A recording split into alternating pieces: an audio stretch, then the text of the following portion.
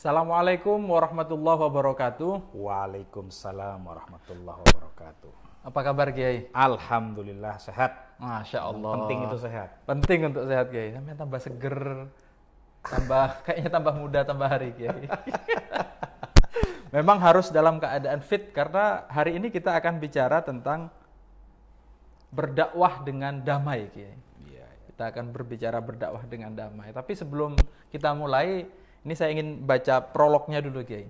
Monggo. Jadi teman-teman dimanapun Anda berada, selamat datang sekali lagi di dalam acara Jagat Dakwah NU. Ini adalah platform hasil kerjasama dari LDNU, Lembaga Dakwah Nahdlatul Ulama, bersama Televisi Nahdlatul Ulama. Jadi NU bekerja sama untuk bikin platform talk show bersama para kiai-kiai kita di Lembaga Dakwah Nahdlatul Ulama. Nah, tema kali ini adalah episode yang ketiga. Temanya sekarang adalah berdakwah dengan damai. Jadi berdakwah dengan damai. Bersama kita sudah ada Kiai Haji Mahbub Ma'afi, atau kita biasa panggil dengan Ustadz Mahbub, panggilan santainya gitu Kiai ya. Nah, Kiai Mahbub ini adalah Ketua Lembaga Bahsul Masailnya PBNU, di mana tempat membahas masalah-masalah yang berkaitan dengan keagamaan untuk dicari solusinya dengan catatan, bukan dicari penyebabnya, bukan dicari biang keroknya, tapi dicari solusinya ya Kiai ya. Ini penting ini, karena orang kadang-kadang suka nyari masalah itu, ini siapa biang keroknya, lupa cari solusinya Kiai. Nah, Kiai, kita ini di episode ketiga akan bercerita tentang bagaimana dakwah dengan damai. Memang bagaimana sih Kiai anjuran kita berdakwah dengan damai, nasnya di dalam Al-Quran atau hadisnya gitu? Oke. Ya, Assalamualaikum warahmatullahi wabarakatuh. Waalaikumsalam warahmatullahi wabarakatuh. Saya kira pertanyaan nasnya, hadisnya saya kira nggak tidak perlu disebutkan lah. Semua orang sudah banyak mengetahui itu kan, ud'u ila sabili rabbik gitu kan, bil hikmah wal mau'izatil hasanah wajadilhum billati hiya ahsan. Itu ayat yang sering dijadikan sebagai pijakan bagaimana kita mendakwahkan ajaran kita, bagaimana itu mendakwahkan ajaran Islam atau mendakwahkan syariat Islam. Pertama-tama dengan cara hikmah ya, dengan cara hikmah. Yang kedua itu dengan cara mau'izatul hasanah, dan yang ketiga itu adalah dengan cara wajadilhum billati. Ini merupakan thariqah atau cara untuk melakukan dakwah. Jadi pesan penting di dalam ayat ini pada dasarnya berdakwahlah dengan cara-cara yang baik gitu kan. Apapun segmennya itu berbeda-beda segmennya itu kan. Mau segmen tua muda. Ya, ada segmen untuk yang orang yang alim-alim, orang yang macam-macam itu, ada yang awam yang macam itu, ada segmennya. Jadi segmen-segmen itu pada dasarnya lebih kepada sebagaimana cara kita mendakwahkan dengan metode yang berbeda-beda sesuai dengan segmennya masing-masing.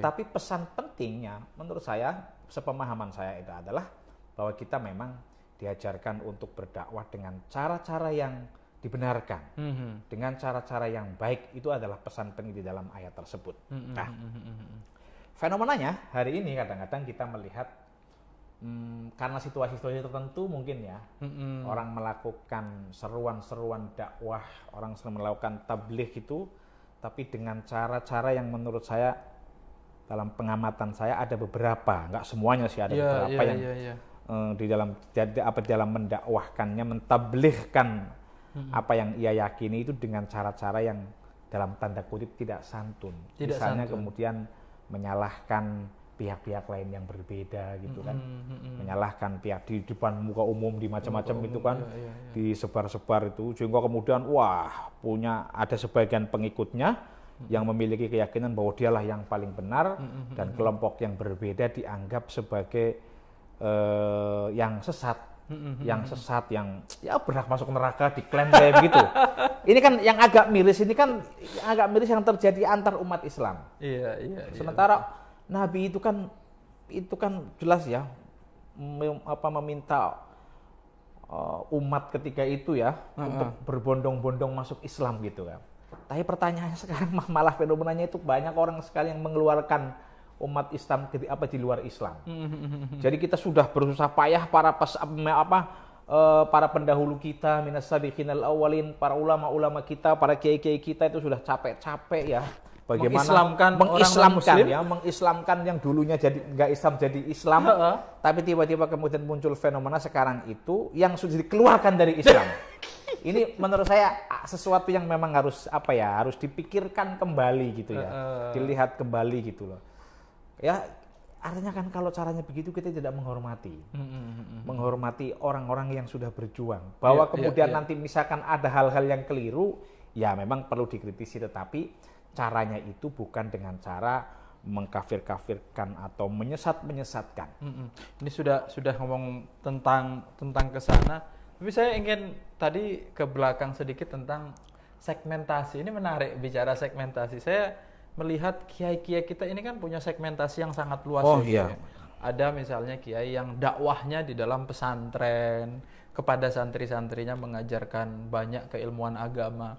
Tapi ada yang kiai-kiai atau ustadz muda atau gus yang di luar pesantren, bikin penceramah, bikin majelis taklim. Itu saya kira itu Terus ada yang ini kayak Gusmi kalau dulu kan, yang masuk ke dalam komunitas dunia malam, dunia remang-remang. Yang saat ini saya kira ini kalau Gusmi ini pengecualiannya. Saya kira kita nggak berani ngomong soal Gusmi itu memang. Tapi perlu kan? Ya memang ada orang. Jadi menurut saya sosok seperti Gusmi itu adalah min khawasil ummah ya. Min khawasil ummah. Jarang loh. Saya kira susah loh mencari orang yang berani ya melakukan terobosan-terobosan yang luar biasa cara berdakwahnya masuk ke dalam dunia remang-remang. Kalau jenengan sendiri berani nggak? Aduh, saya nggak berani. Jadi saya melihat begini ya. Jadi saya melihat misalkan orang-orang sosok seperti Gusmi itu adalah orang yang sudah menurut saya sudah memang dia sudah berniat untuk berkhidmah berkhidmah kepada umat gitu, sehingga karena sudah menyerahkan dirinya untuk berkhidmah kepada umat, maka beliau itu kemudian menyambangi disambangi yang remang-remang tadi itu khidmahnya kepada umat ini menurut saya luar biasa, dan sudah menurut saya mensedekahkan sebagian harga dirinya, kehormatannya betul, untuk dicaci orang, untuk diapa itu itu saya kira sosok yang sangat luar biasa itu. Jadi ada pernyataan Ibnu Hazm yang menurut saya menarik. Apa itu? Jadi mantasod darul khidmatil amah, barang siapa yang sudah mengabdikan diri untuk publik, untuk masyarakat itu, maka fala budda lahu mastum, maka dia pasti itu akan mendapatkan cercaan. Pasti mendapat cercaan. Ya kan, meskipun dia sudah berjuang mati-matian gitu ya, siang dan malam sudah berjuang mati-matian. Ini Gusmi di sini posisinya. Dan tidak semua orang menurut saya, tidak semua orang itu bisa kayak Gusmi.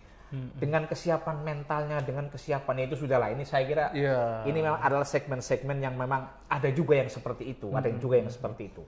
Ada juga tadi yang disebutkan berdakwah misalnya dengan berceramah di mana-mana, itu juga bagian daripada dakwah juga. Ada juga yang berdakwah secara intelektual misalnya gitu kan, melakukan perdebatan, itu juga bagian daripada berdakwah juga. Lah, segmennya tentu berbeda-beda. Dan ini menarik karena memang suka tidak suka di dalam masyarakat ini ada berbeda-beda. Ada yang berbeda-beda, ada yang awam, ada yang pinter, ada yang sangat pinter. Nah, ini maka menjadi sesuatu, maka diperlukan metodologi yang berbeda dengan segmen masyarakat yang berbeda pula.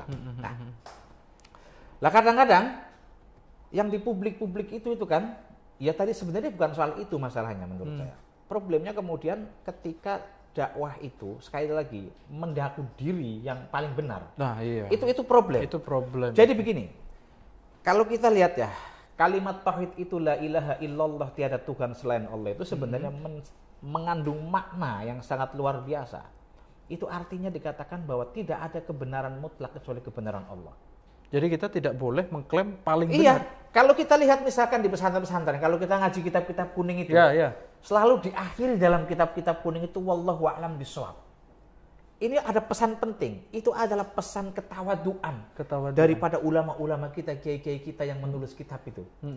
Jadi lagi-lagi setelah dia berpendapat, menulis gagasannya menolorkan gagasan-gagasannya, menghadirkan pikiran-pikirannya dalam tulisan-tulisannya, disuguhkan kepada para pembaca, lagi-lagi diakhiri dengan pernyataan wallahu a'lam bishawab. Artinya bisa saja ini salah. Iya salah, bisa saja macam-macam. Jadi lagi-lagi ini adalah sebatas kemampuan para mu'allif yang bisa diberikan, dan untuk kebenarannya tentu Allah lah yang paling tahu. Ini menarik.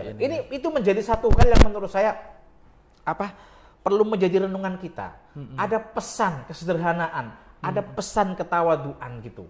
Ada pesan merasa tidak benar, merasa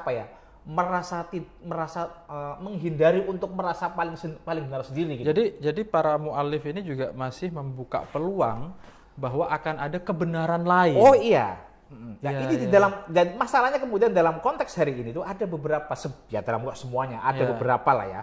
Beberapa kelompok ya, para pendakwah atau beberapa yang kalau dakwah itu wah ini apalagi menyalah-nyalahkan gitu kan. Ada nyalahkan bid'ah itu kan, bid'ah maulid Nabi itu sudah biasa kita dengar itu kan.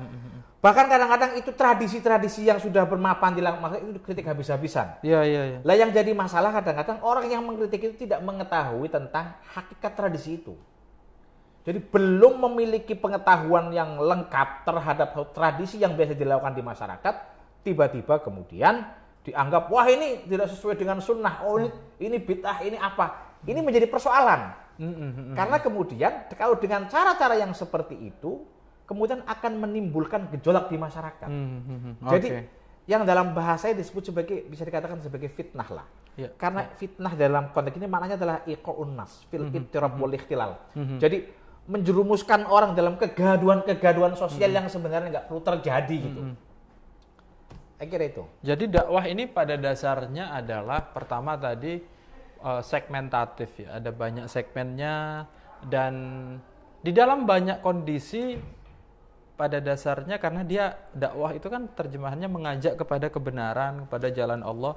Artinya di dalam semua kondisi itu sudah menjadi tuntutan bagi para ulama untuk hadir memberikan petunjuk, memberikan bimbingan lah ya, bimbingan kepada umat. Sebagai tanggung jawab ulama. Sebagai tanggung jawab ulama. Nah, saya mau memperlebar diskusi kita dalam beberapa kasuistik ya, beberapa kasus. Misalnya, ada diskusi yang menarik yang beberapa kali misalnya itu dilontarkan.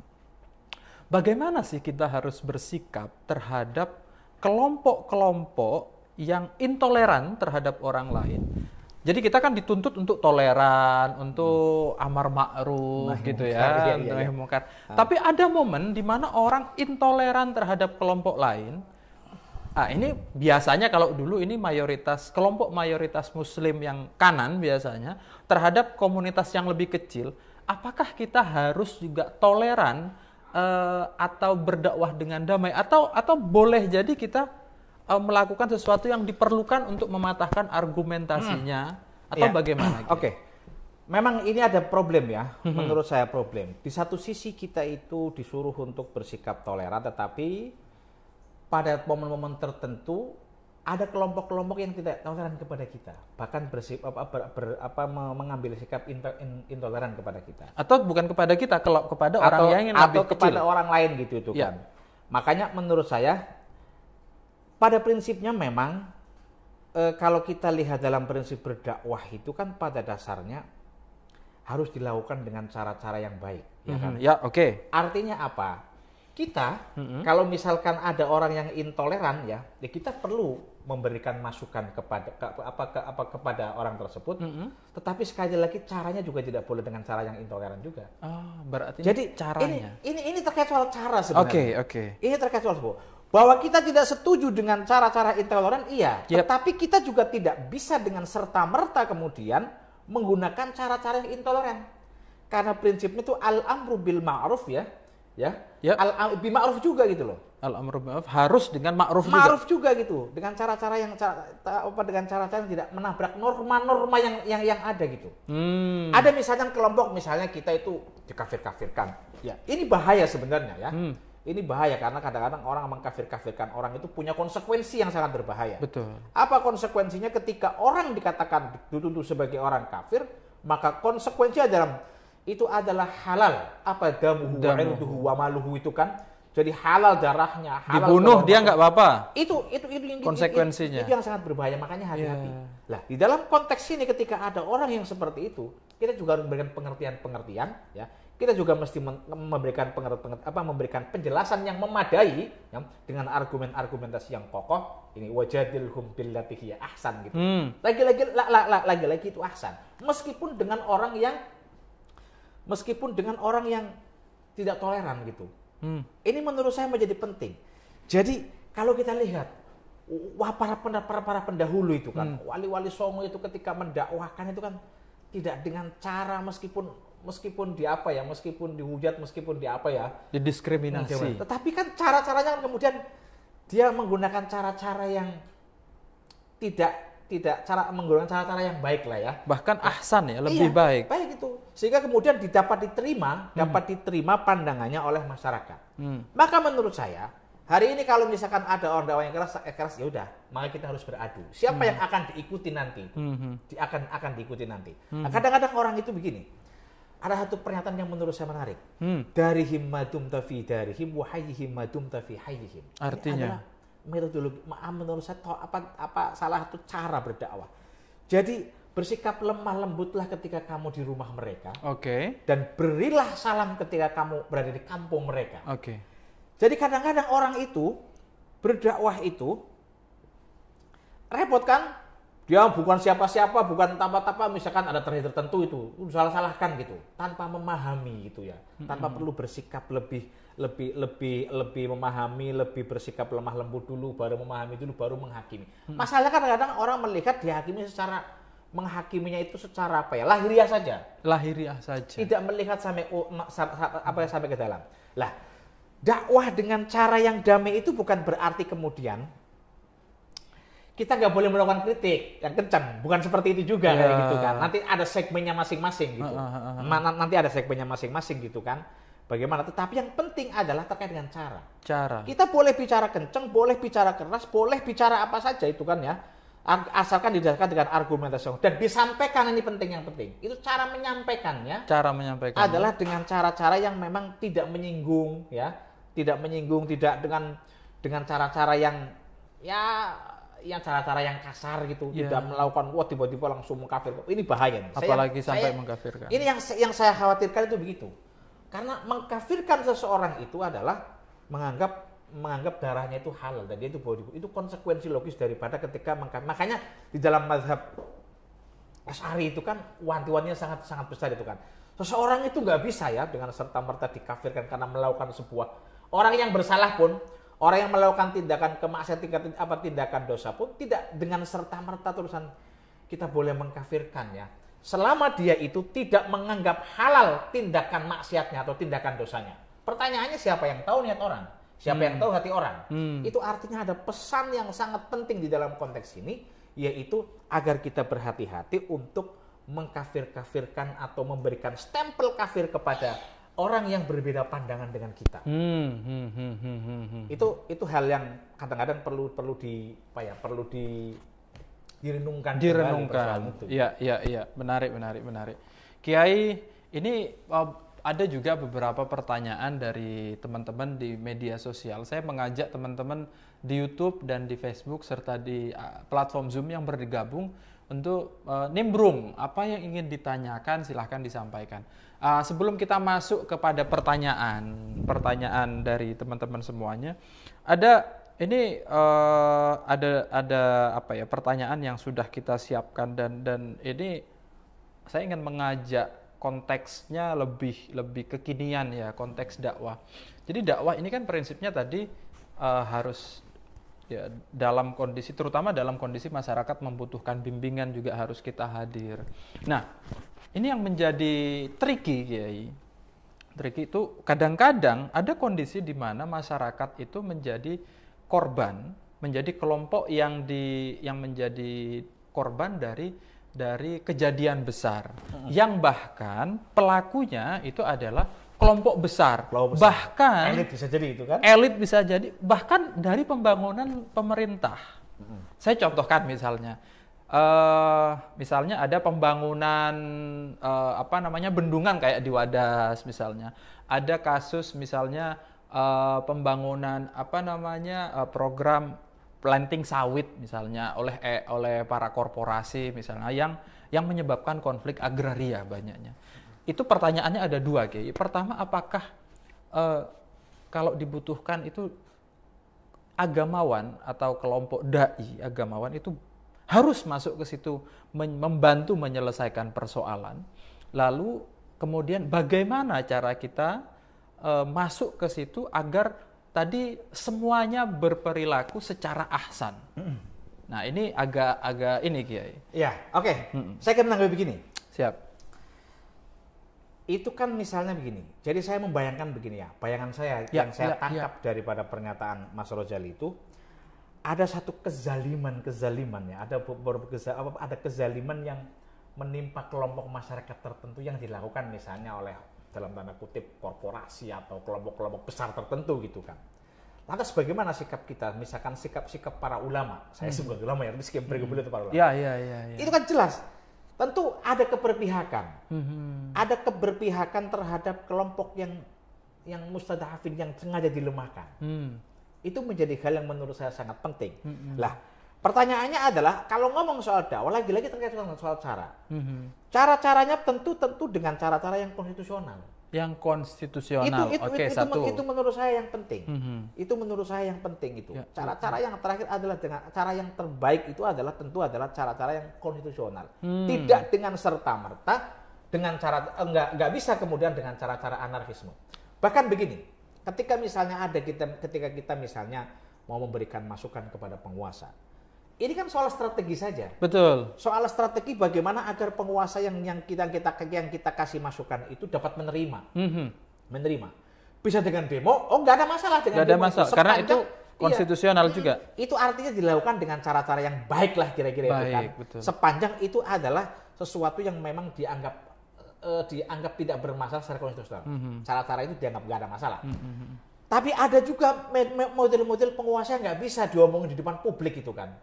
Nggak bisa begitu juga. Ada yang perlu didekati. Ini tentu perlu ada kelompok-kelompok ya para ulama-ulama yang istilahnya bahasanya Kiai Ma'ruf Amin itu molobiyun gitu ya. Kelompok-kelompok lobby itu penting juga. Apa istilahnya? Molobiyun. Ahli lobby. Ini ciri khas ya. Yang ini salah satu istilah yang sangat luar biasa yang kreasinya Kiai Ma'ruf Amin. Ini beliau memang punya kelebihan ya. Kelebihan dalam hal-hal yang membuat istilah-istilah itu luar biasa itu beliau. Satu hal yang memang susah dicari tandingnya di dalam NU itu, susah itu. Setuju, Ki. Nah, ini penting, Pak. Ini penting karena itu menjadi satu hal nanti bisa itu berdakwahnya beda-beda caranya. Jadi penting juga ahli-ahli lobby ya, orang-orang yang punya relasi tertentu itu untuk melakukan dakwah. Dan tetapi kan jelas endingnya adalah untuk melakukan pembelaan terhadap kelompok-kelompok yang tertindas, kelompok-kelompok yang terzalimi. Apakah penting juga berdemo? Ya nggak ada masalah. Apakah penting juga berdemo? Iya, kalau misalkan itu adalah suatu konstitusional. Tentu kan ada aturan-aturan mainnya. Gitu. Ada aturan-aturan mainnya. Kadang-kadang dalam konteks kayak begini tuh berdakwah dengan cara berapi-api di mimbar-mimbar itu, ya itu bagian daripada menyeru itu kan, yang menyeru. Yang penting itu jangan dikatakan dengan kata-kata yang kasar, menurut saya itu nggak benar juga. Karena kadang-kadang itu bisa menjadi blunder. Kontraproduktif ya. Kontraproduktif. Maka kemudian perlu ada juga strategi-strategi ya, menurut saya strategi-strategi yang ya tadi itu ada ulama-ulama yang memang istilahnya itu molobiyun gitu ya. Jadi kelompok-kelompok molobiyun itu menjadi penting ya, untuk merangsek ke sana sehingga bisa efektif. Langsung kepada pembuat kebijakannya. Itu efektivitasnya. Karena masalah orang mau melakukan apa saja. Misalkan ya, saya masih ingat ya, kalau tidak salah itu salah satu keputusan Munas di Citanggolo itu. Citanggolo. Bagaimana ketika ada satu aturan atau undang-undang atau peraturan apapun yang bertentangan dengan syariat misalnya, dengan apa yang kita yakini gitu misalnya, itu bagaimana sikapnya? Apakah kita langsung tiba-tiba melakukan pemberontakan, tiba-tiba melakukan nggak sesuai? Ya nggak juga begitu. Kita bisa melakukannya itu, tetapi sekali lagi dengan cara-cara yang konstitusional, cara-cara yang harus cara-cara yang memang disepakati bersama. Ada saluran-saluran tertentu yang dimana kita bisa menggunakannya. Nah, lagi-lagi itu penting. Ada orang-orang diperlukan. Jadi berdakwah itu bukan hanya sekedar orang berceramah di mimbar-mimbar keagamaan ya, berceramah di masjid-masjid, berkhutbah di enggak buat seperti itu. Tetapi berdakwah itu adalah banyak caranya, banyak jalannya kira-kira ya, banyak segmennya gitu loh. Karena lagi-lagi semua itu adalah bagian daripada untuk menuju Allah Subhanahu wa taala itu kan. Sementara kata Ibnu Qutaibah, walaysat tariq ilallahi wahidan, bahwa jalan menuju Allah tidak hanya satu. Itu tidak hanya tunggal. Ada berbagai macam jalan, ada banyak jalan ya, ada banyak jalan gitu yang bisa kita gapai, yang kita bisa lakukan untuk menuju Allah. Lagi-lagi kan lagi itu berdakwah kan lagi-lagi lillahi taala. Ya kan, membantu kelompok-kelompok yang mustadafin, kelompok yang lemah seperti tadi misalkan kayak kasus di Wadas. NU tentu dalam konteks ini perlu pasti berturun tangan. Kan datang juga Kiai ke iya, PBNU. Datang itu bagian daripada upaya berdakwah juga kan. Iya, betul. Itu juga bagian daripada upaya berdakwah, melakukan pembelaan-pembelaan. Nah, tentunya akan berbeda caranya dengan misalnya para ustadz-ustadz, para kiai-kiai yang biasa kan, itu juga bagian dari mendorong ya, gitu kan. Berbeda juga dengan kelompok yang menyuarakan dengan demonstrasi. Ya, itu kan selama itu adalah sesuatu yang legal, sesuatu yang konstitusional, saya kira nggak ada masalah. Berarti pesannya juga begini Kiai ya, kalau saya tangkap, kepada masyarakatnya juga silahkan melakukan aksi demonstrasi secara konstitusional, tapi di tempat lain nanti para ulamanya juga melakukan aksi menjadi mulabiyun, dan pemerintahnya juga jangan anti di demo Kiai. Oh iya. Karena begini ya, karena tadi saya katakan, kalau orang itu sudah menjadi ya umaro istilahnya itu kan, ya kan sebenarnya di balik itu ada komitmen sebenarnya. Apa komitmennya? Komitmennya adalah mengabdikan diri untuk publik. Ya kan? Itu penting. Lah ketika dia sudah berkomitmen untuk mengabdikan diri kepada publik, maka dia nggak boleh anti kritik. Maka itu artinya apa? Komitmen itu artinya ketika dia seperti itu, satu. Yang kedua, dia juga sebenarnya, saya katakan, seperti para ulama-ulama tadi itu, ketika sudah berkomitmen ya sudah, meskipun dihina di apa ya harus ada sabar-sabarnya itu ya. Jangan dikit-dikit terusan, dikit sedikit ngambek apa. Ya itu yang namanya orang kan ya biasa-biasa saja. Selama kritik itu adalah kritik yang umum dan disampaikan sekali lagi dengan cara-cara yang memang itu penting lah. Yang kadang jadi masalah itu soal sebenarnya bukan kritiknya, tapi cara menyampaikan kritik itu. Cara menyampaikan. Ini menurut saya penting. Ini menurut saya sesuatu yang sangat penting karena dengan cara yang baik ya. Dengan cara yang baik maka bisa akan cepat sampai itu kan, bisa cepat diterima karena dikatakan at-thariqah ahammu minal madah, ya kan, bahwa thariqah atau cara itu acap kali itu lebih penting, lebih urgen daripada isinya. Itu kan. Sama kita kalau kita mau ngomong mau berbuat kebajikan ya, mau mendakwahkan kebajikan, mau mendakwahkan kebaikan, mau menyeru kebaikan, tetapi dengan cara-cara yang tidak baik, maka pada akhirnya akan menjadi kontraproduktif. Dan ini saya kira kontraproduktif itu sesuatu yang di dalam Islam itu ya harus dihindari. Harus dihindari. Itu harus dihindari. Agar madahnya itu ketemu Iya, agar madahnya ketemu. Karena jangan sampai kita itu ya, punya niat baik, punya keinginan baik, tetapi disampaikan dengan cara-cara yang tidak baik sehingga kemudian menimbulkan madorot ya, menimbulkan masalah tersendiri. Saya kira itu hal-hal yang beberapa poin catatan saya terkait dengan soal dakwah bil ma'ruf. Oke, kita akan lihat pertanyaan dari teman-teman. Kita sudah masuk sekali banyak tadi ya, mulai dari bagaimana anjurannya dakwah, lalu kemudian bagaimana dakwah di dalam kondisi yang biasa sampai kondisi yang ekstravaganza, kondisi yang luar biasa. Ada 2 pertanyaan dari Mas Solahuddin Al-Ayubi. Bagaimana sikap PBNU soal menghadapi dai-dai yang muncul di media sosial saat ini? Yang kedua, apa pola dakwah yang tepat untuk diterapkan di zaman sekarang? Ini sebagian sudah dijawab, tapi mungkin perlu penekanan Kiai. Maksudnya barangkali yang tadi adalah dai-dai yang muncul itu banyak ya ininya ya. Saya ambil contoh 2 misalnya, dai-dai yang muncul. Ada dai selebritis misalnya, dia banyak yang tidak punya latar belakang keagamaan katakan. Ada bahkan yang baru pindah agama sudah jadi kiai. Semangat dakwahnya oke, diacungi jempol, tapi mungkin pengetahuannya perlu lebih ditingkatkan. Saya pribadi bersyukur Deddy Corbuzier begitu masuk Islam tidak langsung jadi ustadz karena bahaya itu. Yang kedua mungkin tipikal dai yang dimaksud barangkali adalah tadi yang disebut dai yang di media sosial yang sering menyalahkan orang lain yang berbeda pendapat. Mungkin penekanannya Kiai. Jadi begini, ini kan sebenarnya jagat media sosial itu, ini sebenarnya kan bicara soal strategi, bicara soal strategi. Ini juga pentingnya kita itu menggali teman-teman yang pintar media sosial lah ya, yang alim Pak Ustadz itu yang alim-alim ya, yang ngerti, tapi juga perlu dibekali tentang pengetahuan bermedia sosial. Agar mereka juga untuk melakukan counter narasi di media-media sosial itu. Nah, selama ini kan memang suka tidak suka media sosial itu berpengaruh sekali, makanya kemudian berdakwah di dalam konteks hari ini saya kira melalui media sosial itu adalah sesuatu keniscayaan. Jadi ya bukan berarti kita itu meninggal. Memang ada kelemahan ya. Ada kelemahan kalau yang secara virtual iya, tetapi kita itu sangat diperlukan hari ini. Sangat diperlukan. Di samping juga tetap dakwah model zaman dulu yaitu ya yang bertemu masjid. Nah, itu sebenarnya luar biasa sebenarnya. Karena itu bisa menjadi qudwah atau uswah menjadi uswatun hasanah bagi kalau kiainya ternyata begitu bisa menjadi bisa melakukan berdakwah dengan secara hal gitu ya, bukan cuma secara lisan. Itu penting juga.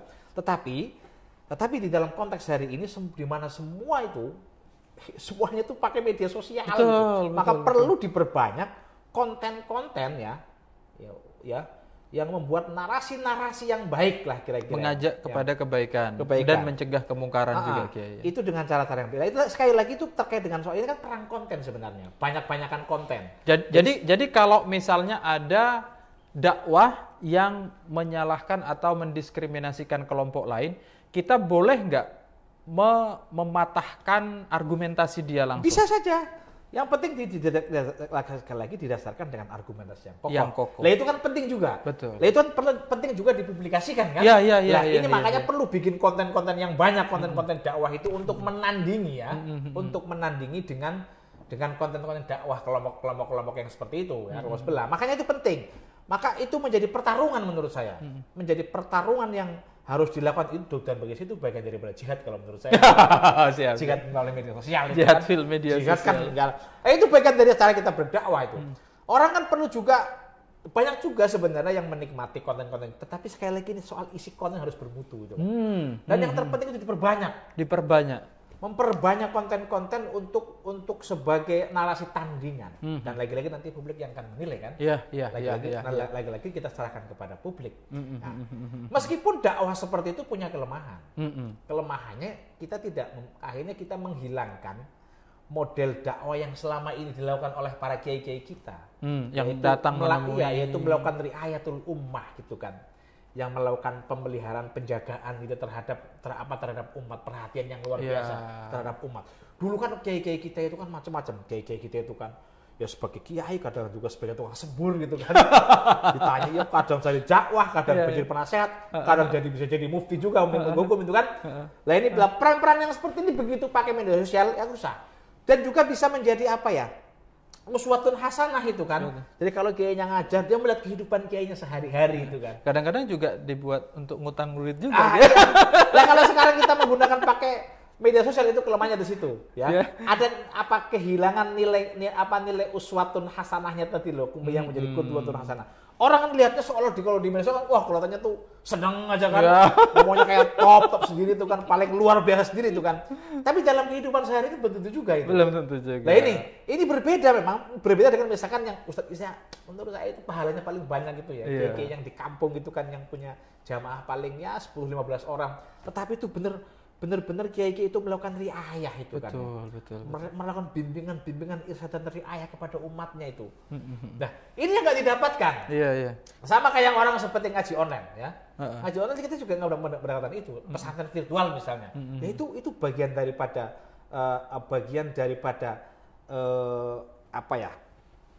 upaya kita melihat realitas yang realitas yang dibutuhkan. Memang itu sangat penting juga gitu, penting. Tetapi kita juga jangan melupakan yang offline tadi itu juga jangan dilupakan. Itu penting. Sekali lagi untuk menandingi tentu untuk menandingi beberapa konten-konten yang dalam tanda kutip bermasalah, ya kita perlu membuat konten-konten yang lebih banyak lagi. Kan ini soal media. Ini saya kira yang paling tahu itu adalah orang-orang media ini. Saya kira lebih tahu gitu. Lebih tahu meskipun punya banyak kelemahan. Tapi kan saya kira di dalam konteks ini atau hari ini kita perlu itu. Betul. Perlu itu. Orang ngaji pakai online sekarang itu juga menjadi sebuah kebutuhan menurut saya. Saya kemarin ini Kiai ke Malaysia Kiai. Terus ketemu dengan teman-teman Nahdlatul Ulama di sana. Dia bilang memang dakwah kelompok Salafi dan kelompok Wahabi di sana di media sosial itu jauh lebih masif. Dan ulama-ulama teman-teman kita NU itu cenderung lebih sedikit. Jadi dia produksi konten sekali lagi. Iya, produksi kontennya itu kalah. Nah, ini perlu di backup ini. Perlu menurut saya perlu di backup itu. Ini ada pertanyaan lagi Kiai. Kita sebentar lagi akan berakhir. Kita ada satu pertanyaan sebelum itu. Kami sebagai anak muda yang biasa akan media sosial dan membuat konten untuk dakwah. Nah, tapi keterbatasannya akan ilmu agama. Dakwah yang seperti apa yang harus dilakukan atau konten yang seperti apa yang harus dibuat? Nah, ini menurut saya penting adanya kolaborasi sebenarnya. Collaboration ya? Ya, ada kolaborasi itu tentu antara yang pinter bikin konten itu antara yang biasa bermain media sosial ya, yang pengetahuan dengan para kiai-kiai, para ustadz-ustadz muda yang memiliki pengetahuan keagamaan yang cukup, yang mumpuni. Karena nggak mungkin lah kadang-kadang masa kiainya disuruh bikin ngedit video. Itu perlu difasilitasi. Nah, perlu difasilitasi dan di samping itu juga perlu ada kesadaran kiai juga untuk tampil. Ini penting menurut saya. Karena kan jangan takut teriak Kiai ya kiainya. Kadang-kadang kiai kita kadang-kadang grubruk, nggak enak lah apa. Itu harus dihilangkan. Karena ini adalah panggilan dakwah yang mesti harus disambut.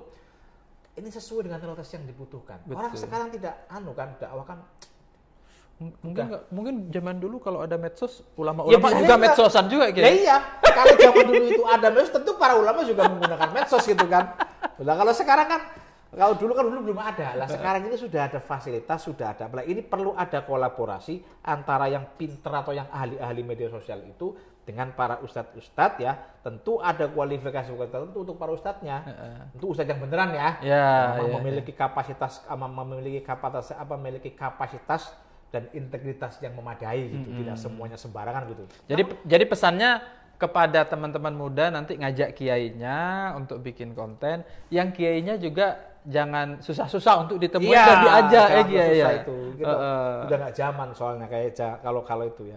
Ya memang tadi saya katakan memang ada kelemahan, tapi ya memang ini adalah tuntutan zaman. Iya. Dengan bermedia sosial itu, dengan dakwah melalui media itu, ya kita banyak tentu dampaknya itu kan. Dampaknya itu tentu lebih besar ya, apalagi kalau dikelola dengan secara profesional, secara baik itu.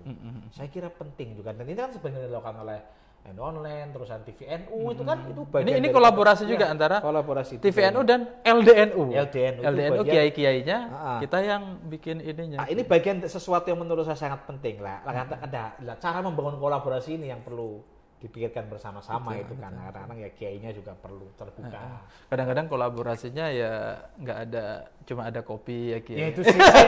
saya kira kalau kiai itu saya kira asik-asik sih menurut saya. Nggak perlu gitu-gitu itu ya.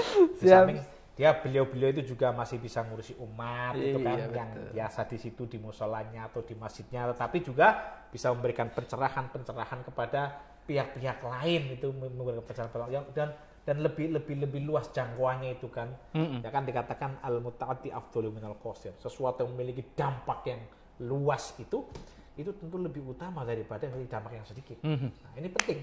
Oke. Dan sekarang menggunakan media sosial untuk memperjauh jangkauan dakwah. Baik Kiai, sepertinya kita sudah berada di akhir segmen. Saya mengucapkan terima kasih. Saya ingin review sedikit tentang hasil dari apa yang kita diskusikan bersama. Tadi kita mulai dengan tema berdakwah dengan damai. Kita berdakwah dengan damai, itu memang di dalam semua kesempatan, di dalam semua segmen itu ada layer-layer yang harus dihadiri oleh ilmu agama, dan dia tidak peduli dari segmen manapun. Gusmi bahkan menyontohkan di dunia malam juga dimasuki, tapi harus ingat itu hanya untuk orang-orang host tadi ya, tidak boleh orang-orang biasa. Nanti bukannya dakwah malah ikut-ikutan. Nah, yang kedua tadi kita membicarakan bagaimana berdakwah secara santun bahkan kepada kelompok yang intoleran. Tetap saja bagaimanapun kita tidak boleh melakukan sikap intoleransi terhadap kelompok yang intoleran. Karena kadang-kadang at-thariqah ahammu minal maddah katanya kiai kita. Jadi kadang-kadang caranya itu yang lebih penting daripada isinya. Lalu kita juga berdiskusikan bagaimana sih berdakwah di dalam kondisi masyarakat yang tertimpa oleh situasi yang disebabkan oleh kelompok yang jauh lebih besar seperti pembangunan atau hal-hal lebih besar korporasi, misalnya pembangunan sawit, pembangunan waduk, pembangunan jalan dan seterusnya yang kerap kali menimbulkan konflik agraria.